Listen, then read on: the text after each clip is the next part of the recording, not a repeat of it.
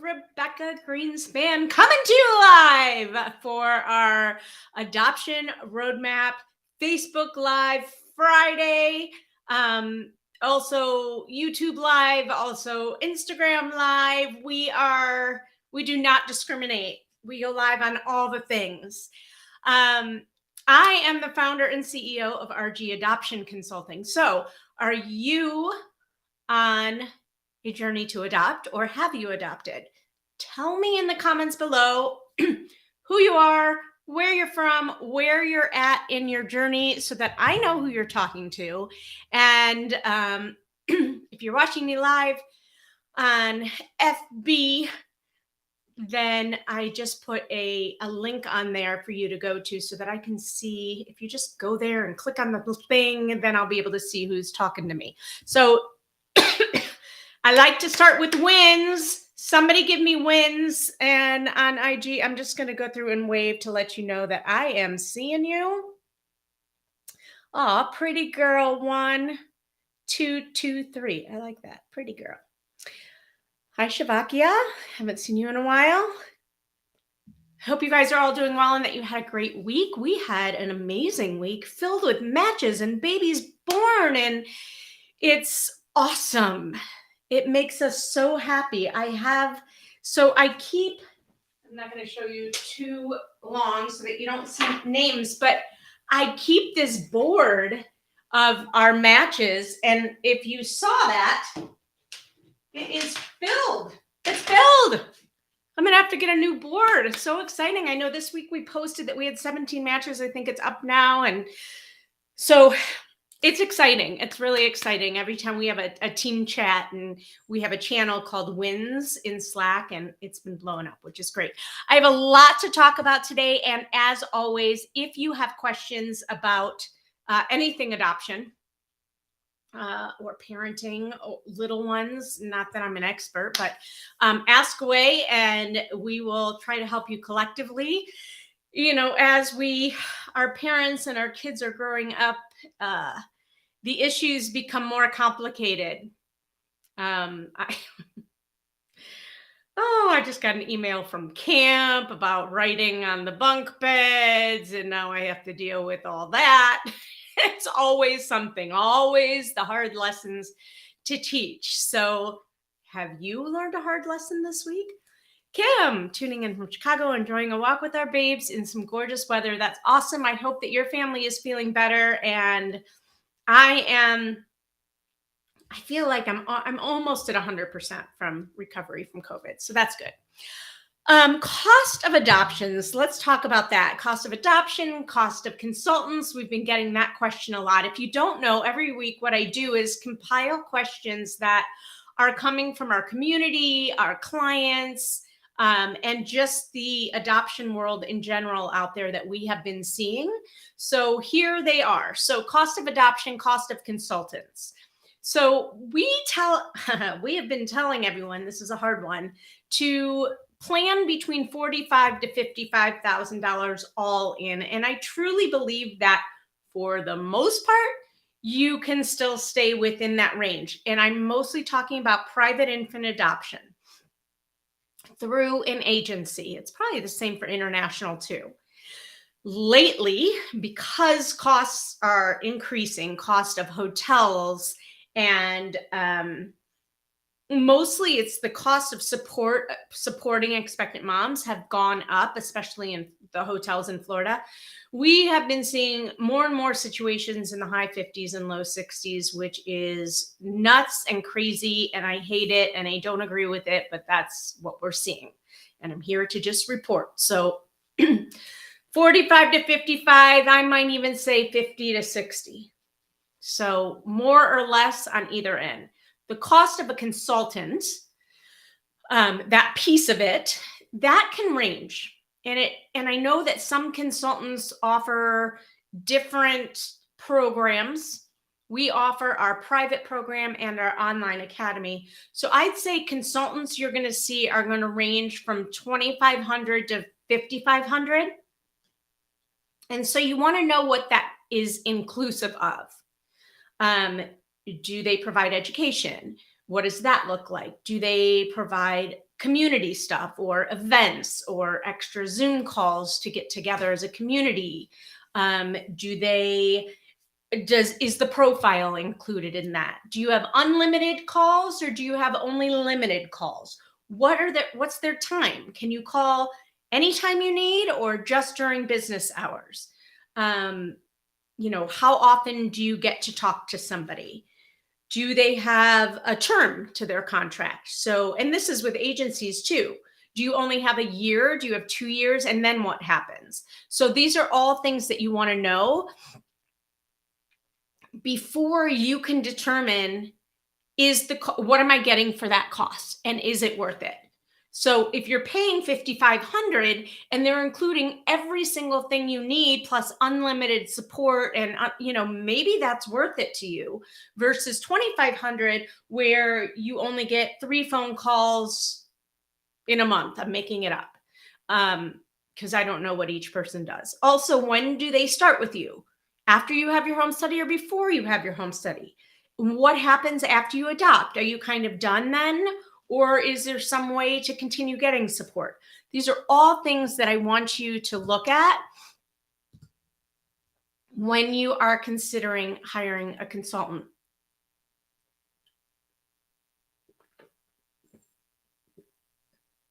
I'm addicted to Arnold Palmer's, and I try so hard not to buy it from the store because there's like a gajillion grams of sugar. But then you taste it and you're like, this is so good. I love it. So that's what I'm drinking. I should go back to kombucha.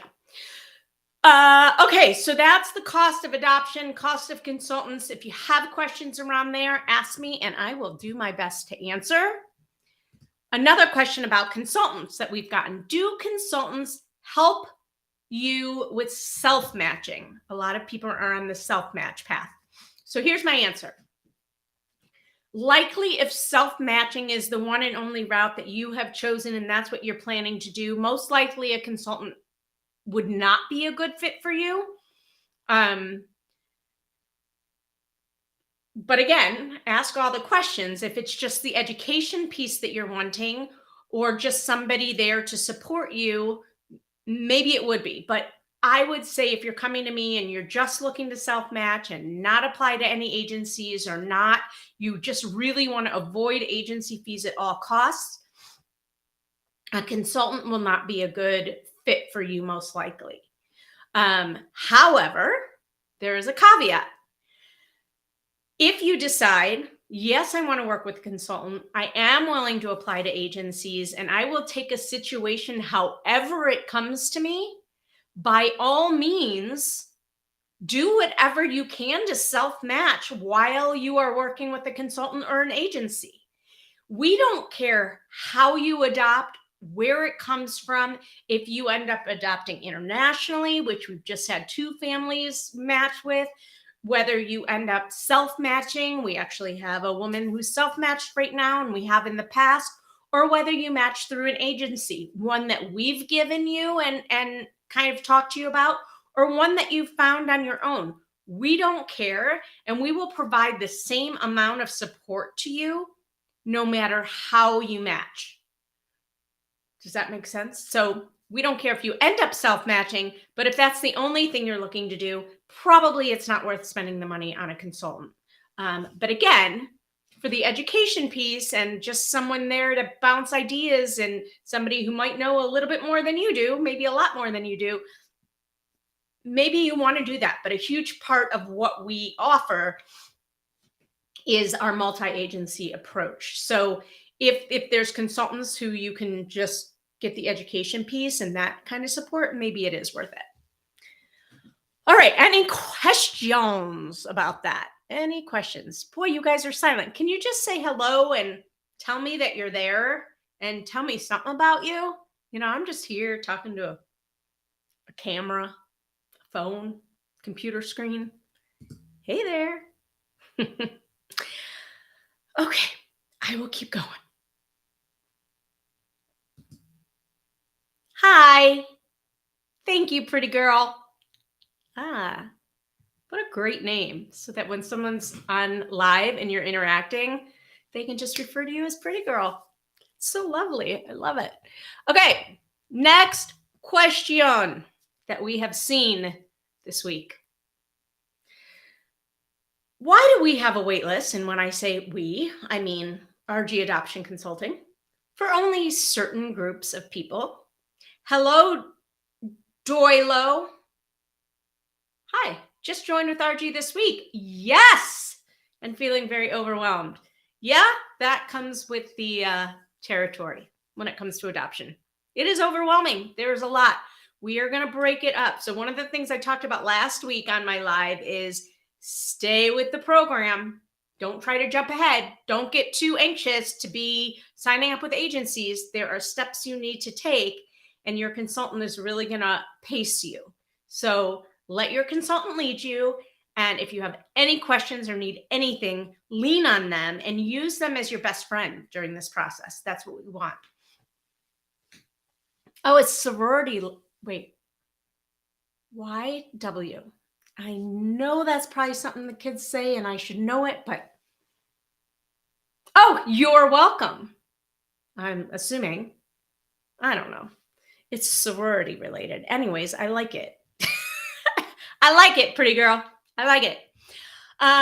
Okay, so we have wait lists right now. Thank you. I'm not totally with the program. I don't know what the kids are saying anymore. I got to start again because I have a preteen, so I got to be up on all this stuff. All right, so why do we have, so right now, if you wanted to sign up with RG Adoption Consulting and you're single, we would say call back in 2023. Also, if you have 2 or more children. Also, if you're same-sex female. And also if you're from New York. Now, why the heck would we turn all those people away? First of all, that's a lot of money we could be making. Bottom line. But that's not what we're about. No, I got it. I got it, pretty girl. I'm with you. We want to keep it real. And we're not interested in just taking your money. We're not interested in taking on families that we think are really going to struggle and we're not going to be able to help. Struggle is one thing, but if we don't feel confident that we'll be able to help you in a timely-ish manner, then we don't want to just take your money and have you frustrated with us because we can't help you. And here's what I mean by that. What I mean by that is that agencies, when they are taking on families, tend to try to have a list of families that kind of check all the boxes that an expectant mother might be looking for so that they have the right families. So if they have too many single women, they don't want that. They don't want too many of one category, for lack of a better word. So they're not going to have all gay couples or all lesbian couples or the majority single women. And they're also not going to have a majority of couples who only want white babies. So they have to have a good mix of everything. What they like the most is Black couples. That's probably number one. And a close number one underneath that is a couple of any race who is open to anything, is open to any race and any substance exposure and mental health and whatever else you can be open to. The more open you are, the more chances of an agency taking you on their list. So we do the same.